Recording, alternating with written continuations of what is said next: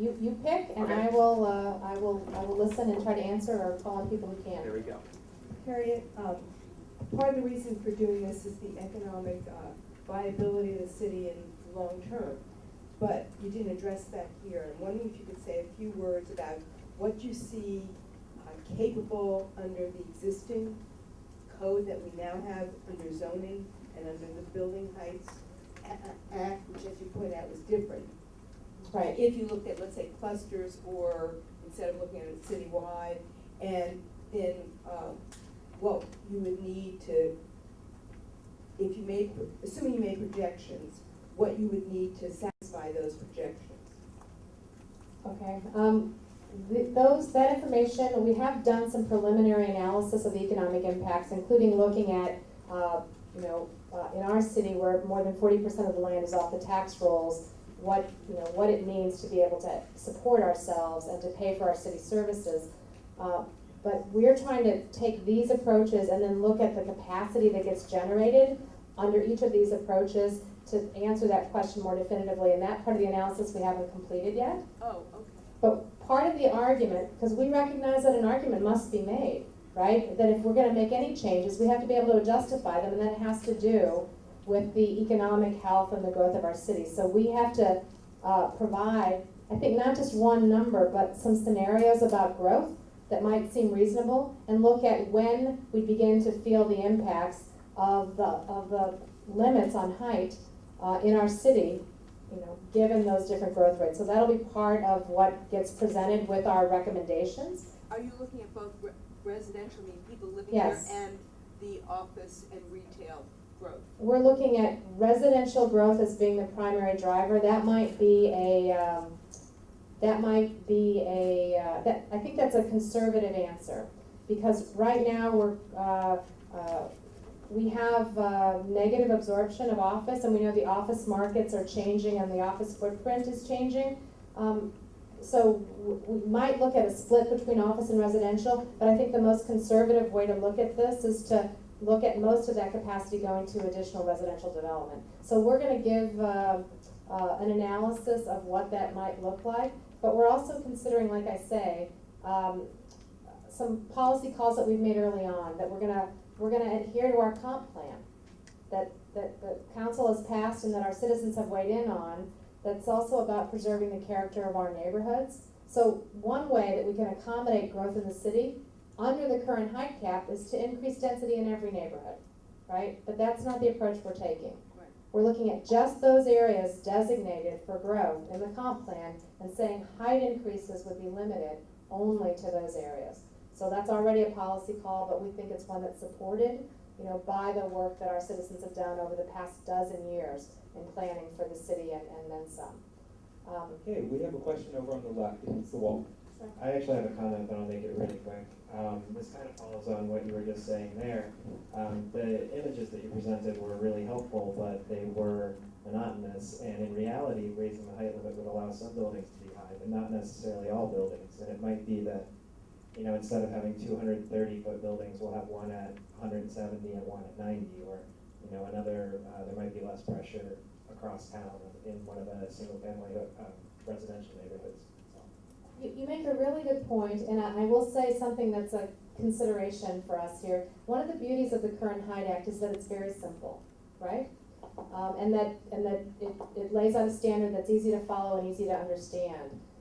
The real issue for us in some ways is how we do this, the timing. If we were to do it, if the Height Act were to change federally, we still have tons of questions to answer ourselves about how this would happen. How we would, one approach that some people have suggested is that we have only a few tall buildings and then we auction the height.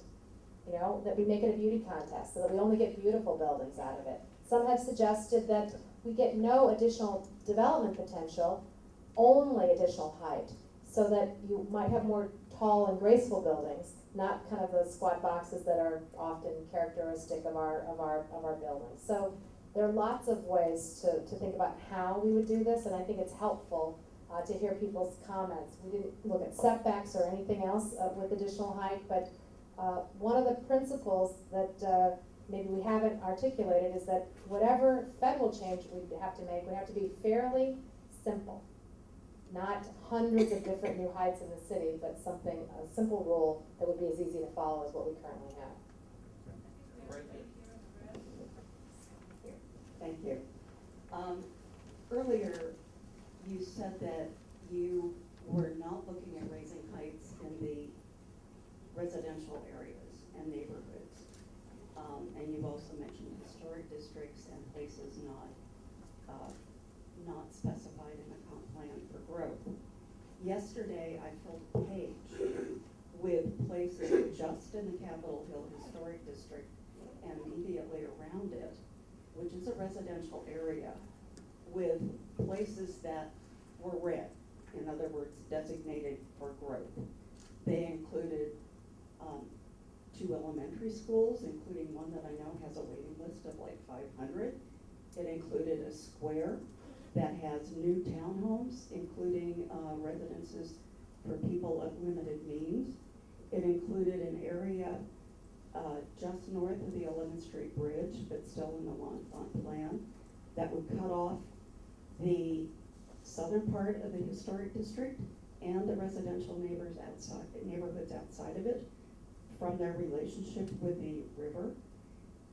It included creating possibly a canyon along 8th Street, which is surrounded by a residential area and is just outside the historic district. And I was looking only in a very limited way at the part of the city where I live.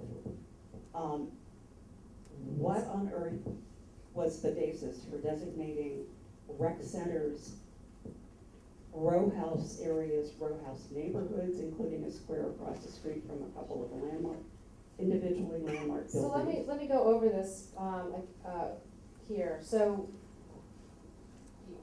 you understand that what we're trying to do is look at the comp plan designation, not try to make up new areas where growth might happen, but look at the guidance that's already been mentioned. So the intention is that it be the comp plan. So what we have corrected, I think yours is not the first to notice this, is that we stopped here, but in fact, we have institutional and public facility uses, right, that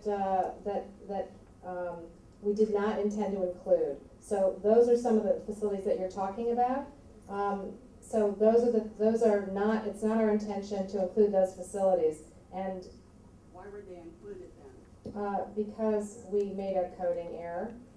But, so what you're seeing as an impact is something that's more extensive than what the real impact would be, because we didn't intend to include either public facilities or institutional areas. What about the residential neighborhoods? So we went with a comp plan designation. If the comp plan designates that neighborhood as medium or high density, we included it in the modeling.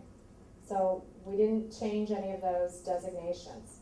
That's what the comp plan says. That doesn't mean that that's where height would happen, but that is where we model the impact. Where height, if it happens, would be the subject of a new comp plan discussion and a new zoning regulation. But we had to pick places to examine, and it didn't seem to us to make sense to pick any place other than places that the comp plan had already designated for growth. Do you have a question? Back to me. I still would like to know the answer to, when we build up, and we have all of this space up in the sky, and we fill that space up with people, and they come down to the ground, what happens to them? The second thing is, most people here should know that DC is on a former swampland. The swampland has some additional considerations, and people shake their heads when I mention that, but we did have a big hole downtown where the traffic couldn't travel, a sump hole. They're popping up all over town. And when you put that extra weight and those extra people, it's going to bring extra problems. Well, I appreciate the question, and it's certainly true that we have the issues of many aging cities in America, and that includes aging infrastructure. But I will point out that almost every other modern American city has heights much taller than ours, and they seem to manage having people step out onto the street, onto the public street, and enjoy what's happening. I will just say something else about the infrastructure. Right now, we're constrained on growth without addressing things like stormwater and transit. But again, the question of this analysis doesn't say anything about how we do it. And certainly one of the objectives would be to make sure that any additional increment of development would pay for the infrastructure that we need, that would support it, that would provide for additional affordable housing, that would be the policy intention if we were to implement any scheme for additional height. I'd also say that right now we have one of the most unbalanced commuting situations of any city in America.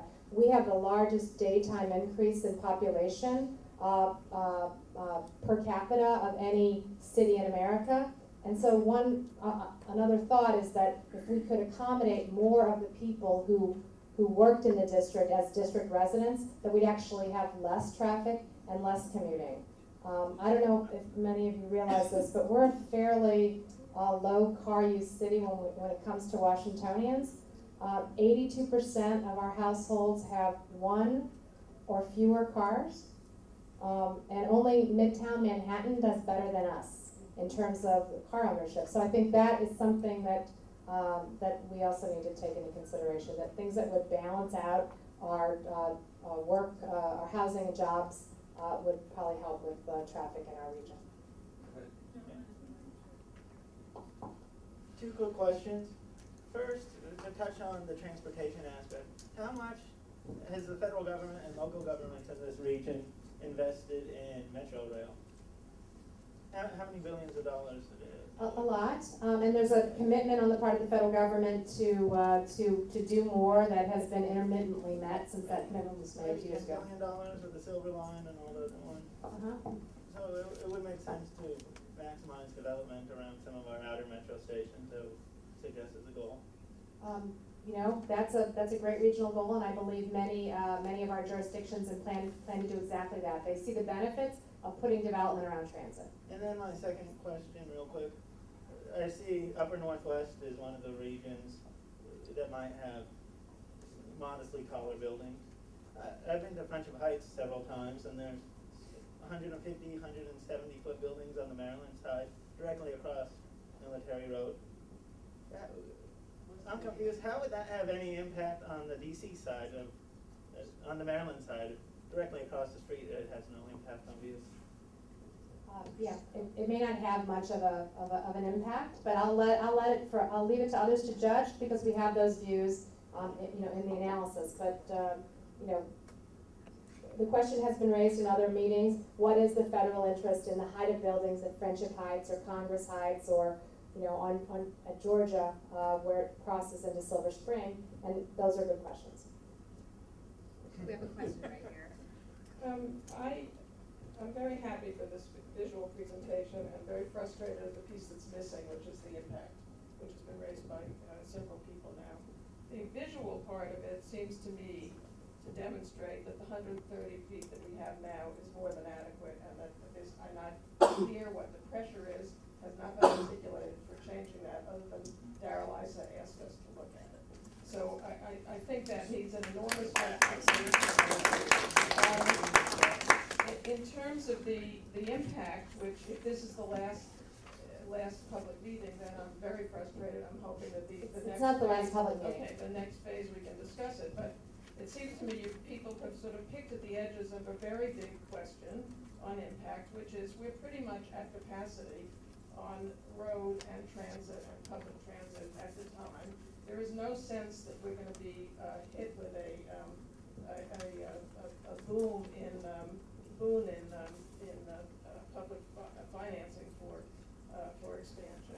The new housing that would likely accompany this kind of height increase will support a rather polarized population, that is, which we're now getting, what the influx is now at new singles and empty nesters at the other end, which in the long term is not does not promise a healthy, diverse city for a lot of reasons, not just aesthetic, but for tax base as well.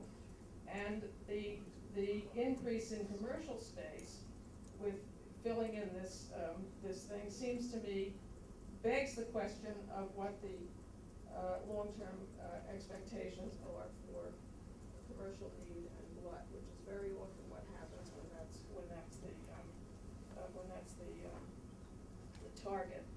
So it seems to me in the end, this is my last point, I don't know who's pressing for these changes, other than the question was raised. I'm very concerned that we see and get to comment on the impact study, which is much more important to me than the visual. The visual proves to me that we're fine, or more than fine, that we would be hurt by filling into the 130. And that the rationale, which keeps coming back when we debated the wharf development, and the sort of comments ring in my ears on that, when the community talked about that we need to press to 130, and the response was it's already in the plan. I find that an inadequate response and not appropriate to the kinds of decisions that we really need to be making. So you made some very good points, and I appreciate your raising them. And I think that part of the point that we try to make in this presentation is that as a city, we've already made decisions that not to go to the limits of what the HIDE Act allows for a variety of different reasons. And that if we were to go to those limits of 130 feet, we do have additional capacity. So it may not be in the places that we think are most appropriate for that height to be, but we are looking at what the Federal Height of Buildings Act would allow us to do in terms of the capacity. I ask people to take the long view, because I'm not going to tell you we're out of land for development now or we're out of capacity, but I will tell you way before the next 100 years, we will be out of land for development unless we do some very different things, including, develop in places that we've previously said we didn't want to change the character. But you're absolutely right. That is a justification that has to be made for any change, and it'll be part of the next phase of public meetings. We'll have draft recommendations. We'll have that kind of justification and a further discussion of impacts, including on infrastructure. So thank you. There's nothing in the way you presented it, it's just a point. There's nothing in the way you presented it that suggests what you just asserted, which is you've already made the decision not to go beyond the 130. It's a bit confusing. No. I'm saying that we've made decisions as a city in our comprehensive plan and with our zoning that even though the height limit allowed by Congress would allow us to go up to 130, we haven't done it in many parts of the city, including in some dense parts of the city like downtown, because of adjacency to historic buildings, because of the significance of historic streets, for a lot of other community character reasons. So if we had it to do again, if we had more ability to make those decisions, we might say we would still protect those areas, and we would be much more selective on where any additional height would be allowed, but that'll be a local process. Right here. Sir. Hi. I actually served on the committee with Mr. Eisel for 16 years and have watched very closely issues that relate to the district. And in listening to this presentation, what occurs to me is that this really isn't about Congress or the federal government. This is really about the choices that are made by the city government here. Since you've already demonstrated that you have not gone beyond 130 feet, or you haven't gone up to the limit of 130 feet in all of the planning that's taken place over the last 100 years, my concern would be, as a former city official as well back in Cleveland, whether or not the city government is just looking for this opportunity to spur development, using the congressional letter as a catapult to this broad discussion. I'm wondering why, in the initial discussions with Chairman Issa, it wasn't said that given all the diverse elements that are brought up in this room right now, about population density, about transportation, about sewage and water, about mass transit, why the chairman wasn't told right then and there, you're not even ready to entertain these kind of questions. I just wonder why that wasn't brought forward.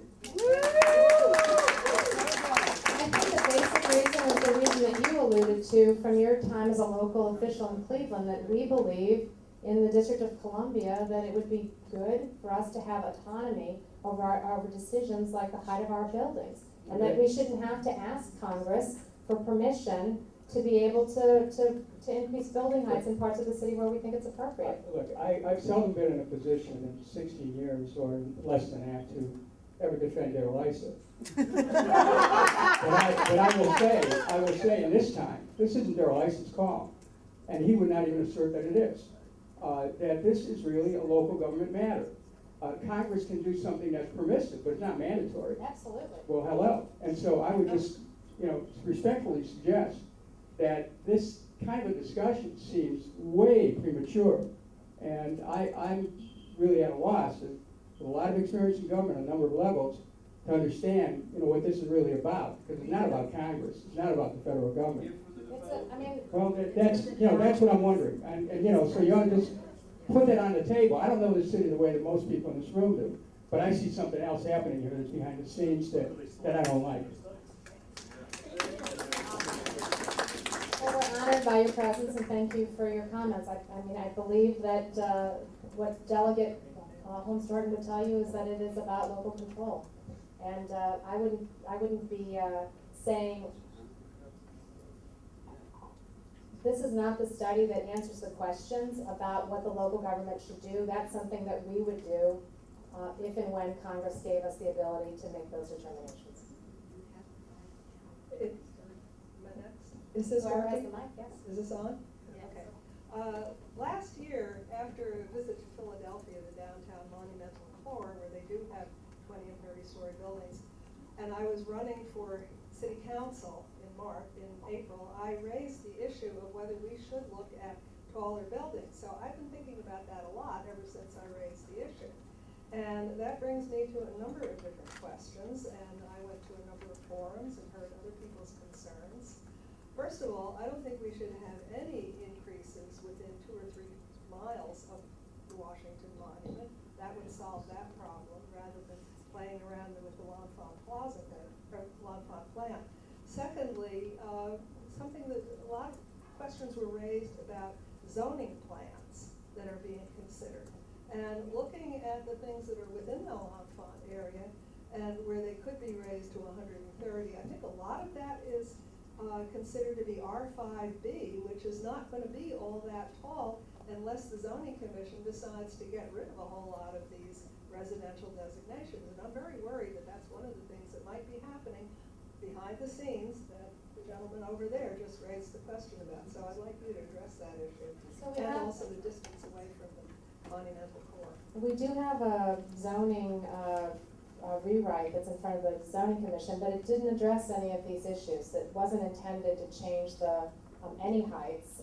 It's kind of, the fact that these things are happening at the same time is sort of not very convenient, in fact, just from a public meetings perspective. But yes, we're not changing any building heights with the zoning rewrite, and certainly not getting rid of some of those other limits. But the question we keep getting asked is, how are you constrained by the HIDEC? So we did want to show what capacity we had to go up, even in those areas that have been designated for higher density, to show that, yeah, we do have some capacity for growth. It's not something that we need to do today or tomorrow. Right back here.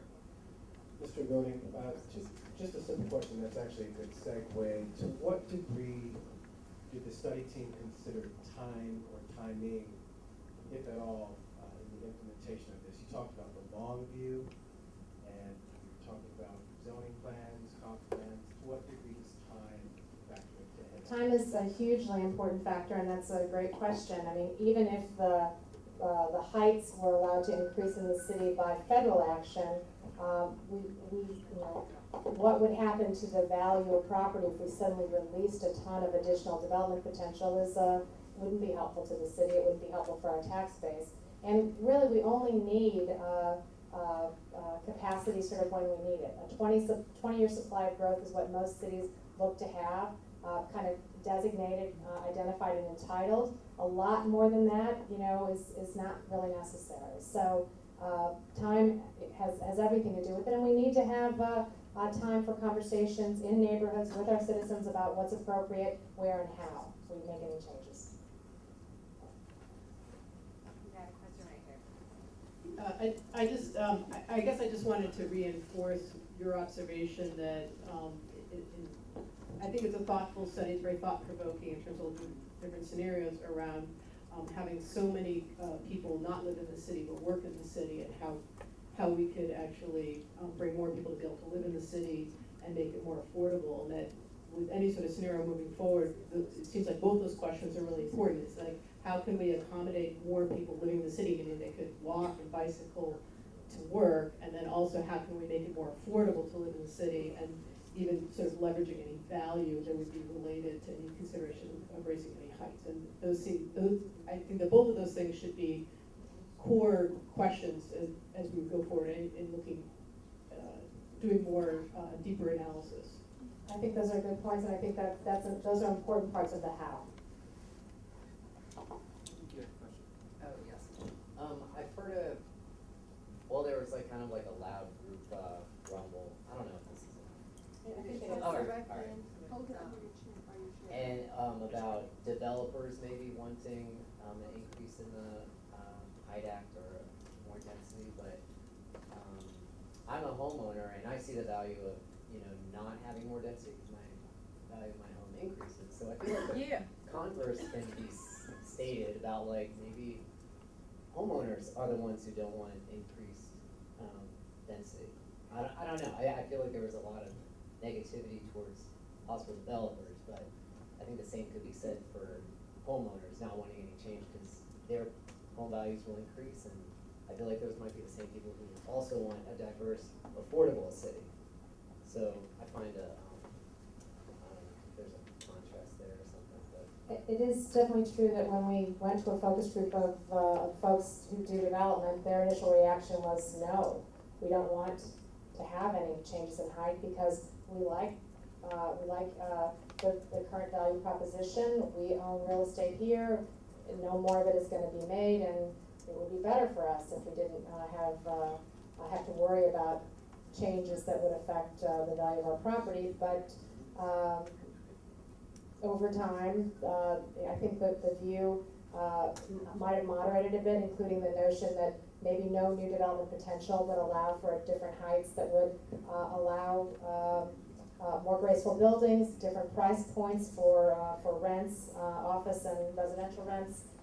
But yes, it's not necessarily true that it's immediately obvious what a sector's position might be on this issue. So it's been interesting to talk to people. I have a couple of questions. All right, I'll be quick. How do you determine whose view shed gets impaired and whose doesn't? How do you determine what the formula is for affordability? I'm concerned that people in Ward 8 will be displaced at Congress Heights in particular. And what are the boundaries for Congress Heights? I wasn't clear about that from looking at the map. Since these are intended to be illustrative, the question about the boundaries, I'll start with that. We drew ovals. We didn't try to be even very neighborhood specific. We just drew an area around the site to show mostly what it would look like. That's not how we would determine whether height would be allowed in that area. We would do a much more careful analysis as part of a comp plan update. But the point about formula for affordability. How we would determine affordability. So one of the things that the city has since 2006 is citywide inclusionary zoning. So the idea there is that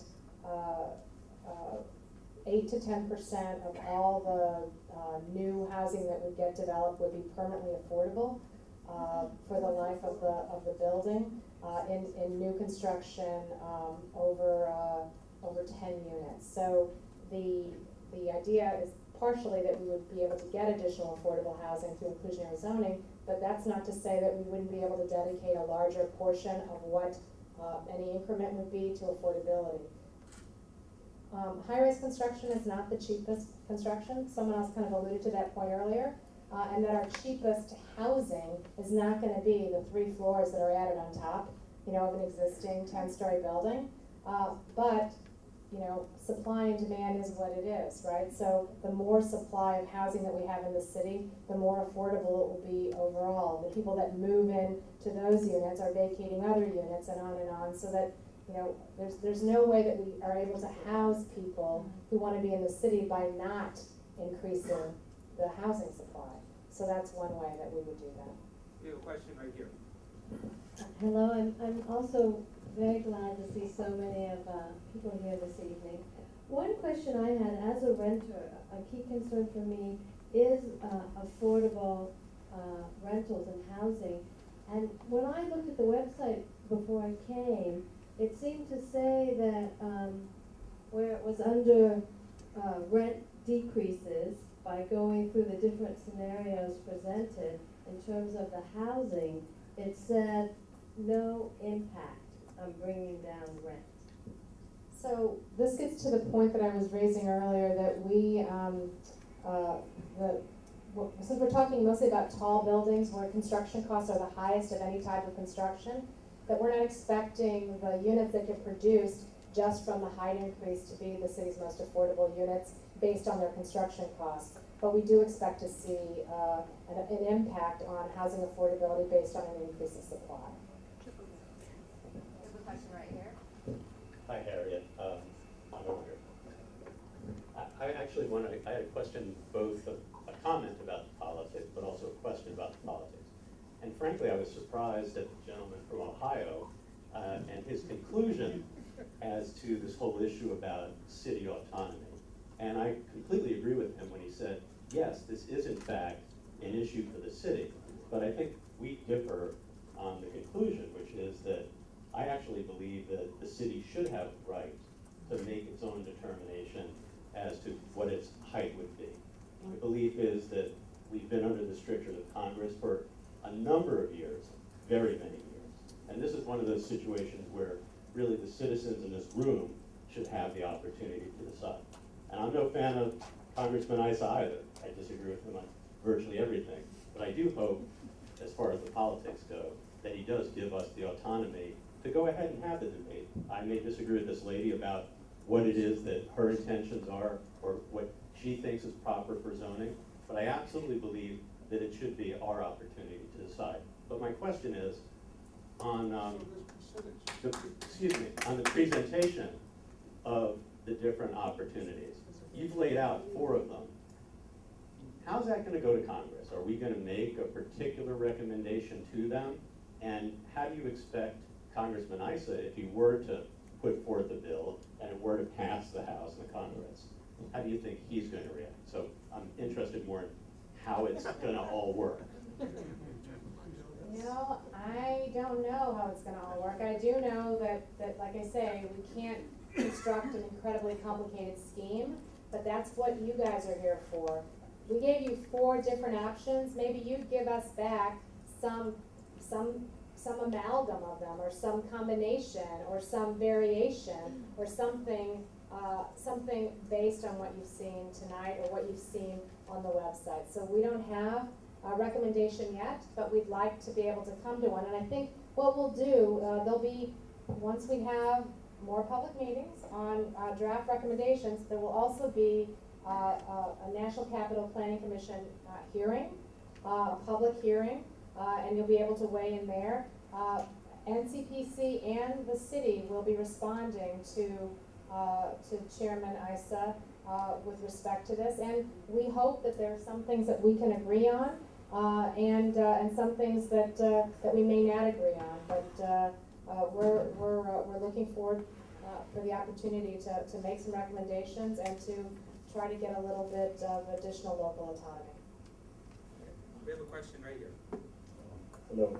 Hello. I was listening to your plan, listening to everything that you said today. Is it that the city wants more residents to get taxes for the city? And what type of impact will the citizens have, like say if a building's coming to where I live? Will I be able to vote on that, whether the building should come to my neighborhood, where the citizens in the community have any impact, or are we becoming an eminent domain place where they just come in and build what they want, and regardless of what the citizens have to say? So those are good questions. I think that the reason that we went back to the comprehensive plan, the document that was passed by the council, and that was the product of several years of public planning and participation, is that we want to listen to what people have to say in terms of where growth would go. So the idea is that we're trying to adhere to those plans that have already been laid out. So the opportunity for weighing in on where future development would go, should we have a chance to increase any heights in the city, it would be a comprehensive plan process that would again go to the city council with lots of public hearings and lots of public meetings. But before anything happened in your neighborhood, there would have to be a zoning change, which is also another public process before the zoning commission. And that zoning would have to be consistent with the comprehensive plan. So we have lots of opportunities for public involvement, and the intention is that we do this together. You have a comment here? Whoever's the mic, start talking. Hi, as probably the token 23-year-old in the room, my questions and concerns are about housing affordability in the long run if I want to choose to make this city and my tax dollars a permanent thing. I'm all for increasing, our local autonomy, and what Congress is giving us is not very much. But if we do increase the heights buildings to higher level, I don't know what jurisdiction does Office of Planning, the City Council have on requiring affordable housing within new developments, whether they're 160 feet or 90 feet in the future, and will that change with higher buildings? Will that increase the ability to have lower rent housing?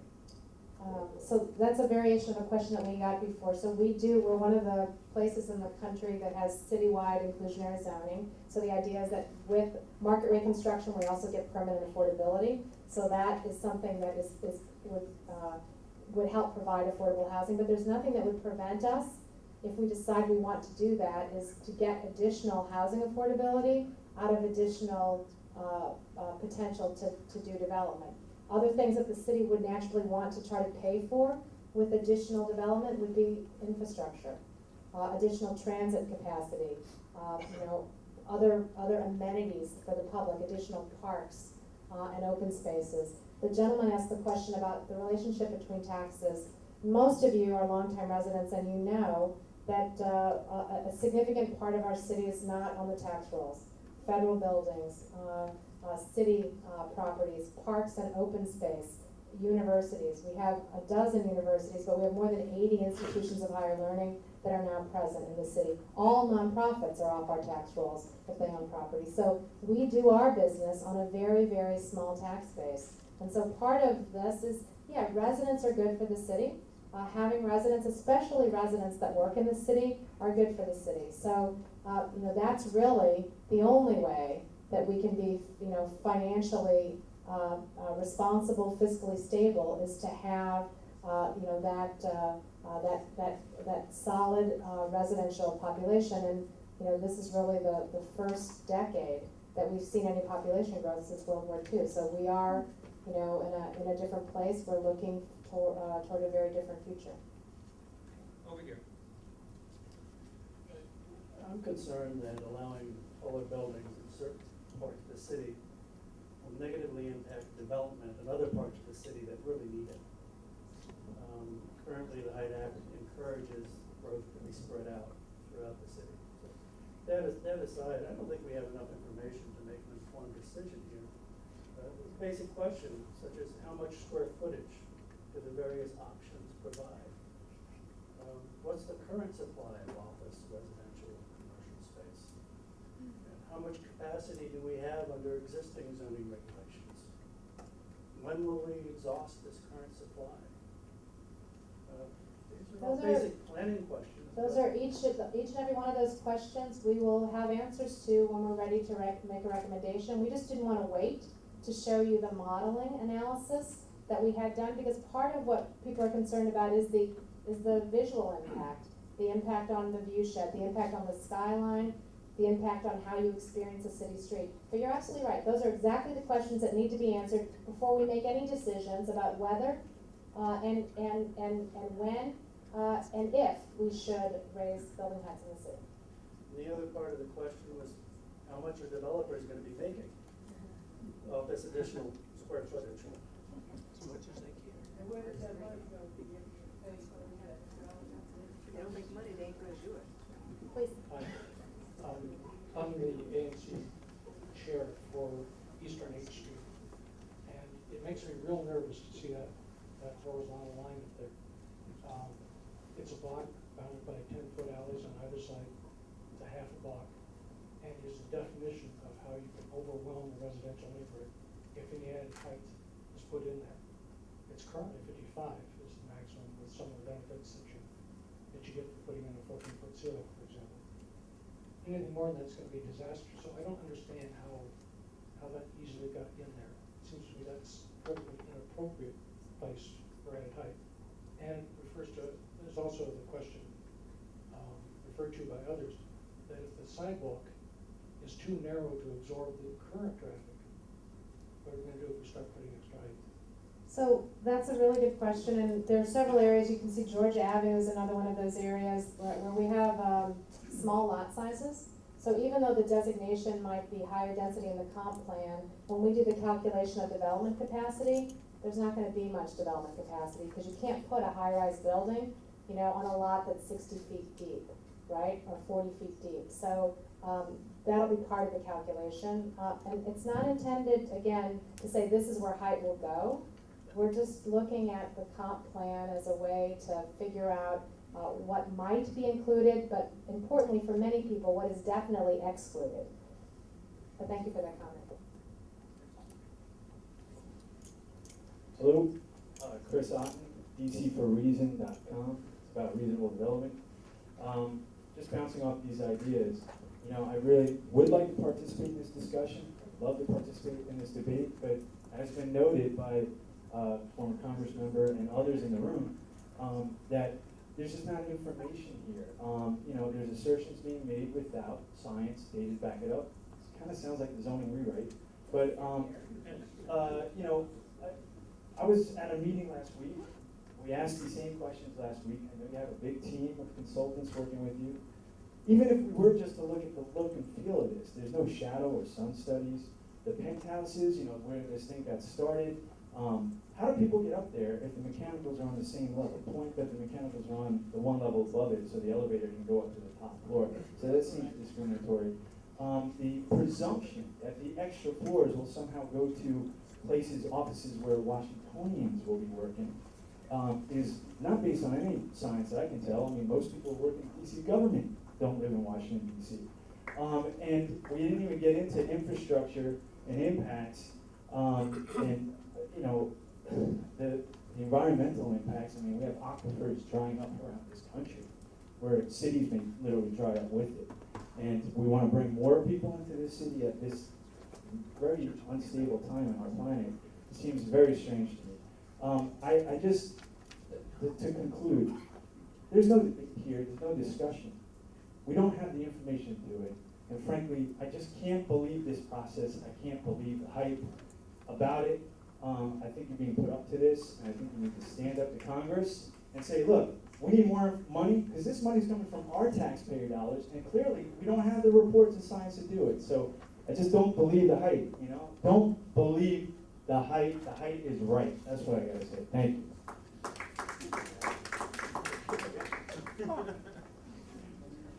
Hi, first I want to apologize to you. I'm sure I'm one of many people in this room that are super frustrated about the statement situation, but it is not of your making, and as far as I know, there's nothing you can do about it. So I just want to begin by apologizing to you.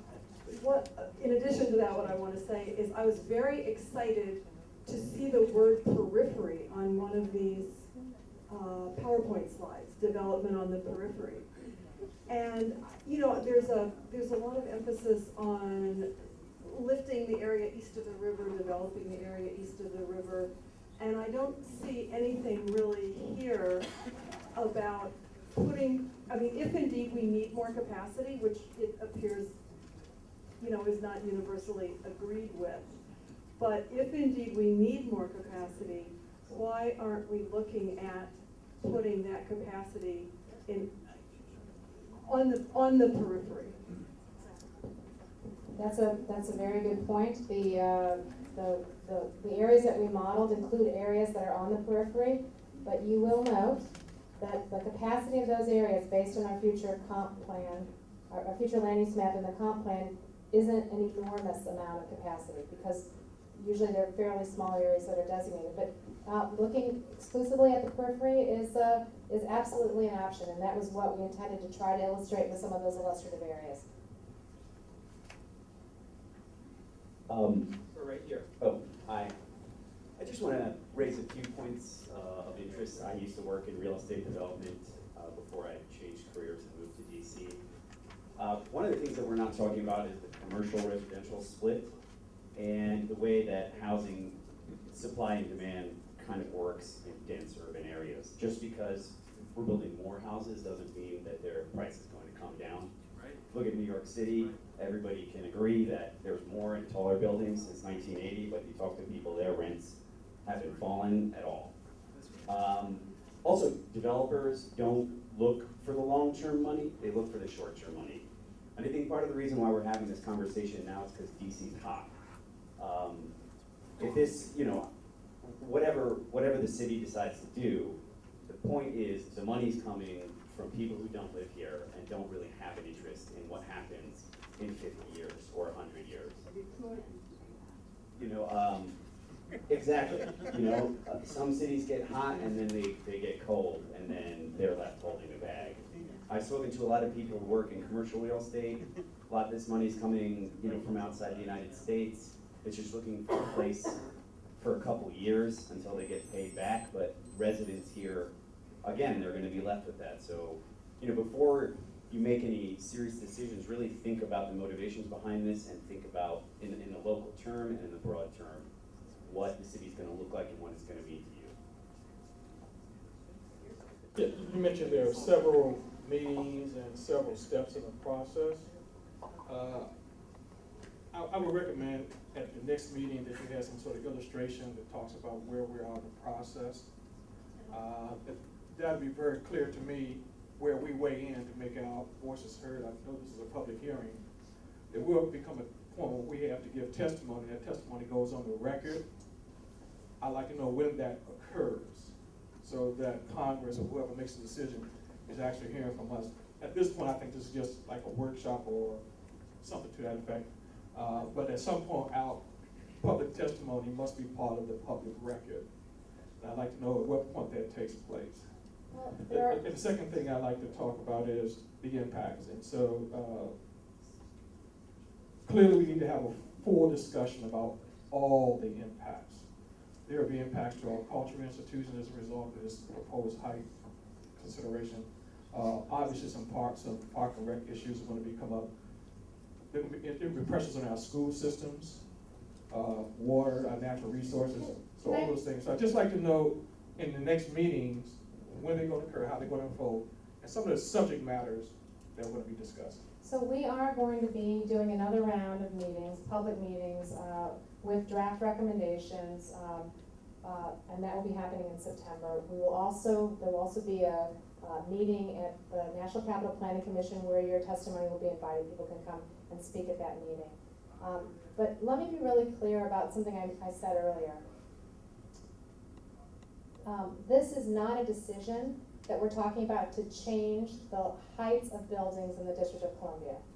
This is about a decision to change a federal law that limits the heights of buildings. We won't be changing any building heights in the city at all without a public process that looks at exactly the kinds of impacts that you're talking about. This is about whether or not we have the right to look at changes in the heights of buildings. So we're not going to do all that analysis just to ask Congress for the right to make those determinations ourselves. But what we are looking at is the federal interest, which the federal government has defined in a number of ways, including the impacts to the monuments and memorials, the views to the city, the views to and from significant sites, the horizontal skyline. Those are the sorts of things that we were asked specifically to look at for Congress's purposes. But you're absolutely right, those are things that we have to know before we decide if and whether to change the heights of buildings. That would be a local determination. Would there then be congressional hearings? I don't know what Congress is gonna do when we send them this report. We might not ever hear another word about it. That will be for them to determine. Okay, right here. Thank you for the presentation. You mentioned in passing and almost as a de facto that the Intelsat building in Northwest DC, and for those of you who don't know, it's in Van Ness area. The Intelsat building is a very large complex square footage of space that has been vacated by Intelsat. Are you assuming that that building is going to be destroyed, demolished? We're not making any assumptions. There's a lot of land in that area, whether it's that building or the grounds. We're looking at whether that would be the sort of location that might be appropriate for additional height because of the zoning. There's no specific determination about what would happen to those buildings or what would happen to that site. That would be something that we would look at locally. Because I think that what you should know that there's a whole community involvement in that area, a visions committee. People are very, very concerned about the health and well-being of that area, and if you want to make any suggestions, it certainly has to be inclusive of the people who live there, and I'm involved with that, and this is, the first that I'm hearing that Intelsat is going to be. It's intended to be an illustrative site. It's not intended to be where height would go. It's intended to illustrate places in the city that are served by transit, that are zoned higher, medium, and density, and that have some development potential. That's all. Harriet, I want to congratulate you all on the depth of this study. I well know it's got a lot of aspects to it. I think I've been dealing with the height tax for about 5 decades, one way or another from one point of view. On the graphics, these aerial views, oblique aerial views, just don't do much for understanding. I think it's wrong, or not worth the go. I was just wondering, why didn't you have some views from Roslyn? We didn't look at Roslyn. I mean, we have Arlington Cemetery, so we didn't think we would. You don't have any height there. No, but we do have aerials. We have some aerials that might be equivalent to Roslyn buildings. I mean, we have lots and lots of views, and I do apologize if what I showed you didn't represent what you wanted to see, but we have views equivalent. Another thing about Roslyn, if we're talking about the financial viability of this city, Roslyn is an example of just busting the heck out of the height. We got 300-foot high buildings there, on top of 50, 60-foot terrain.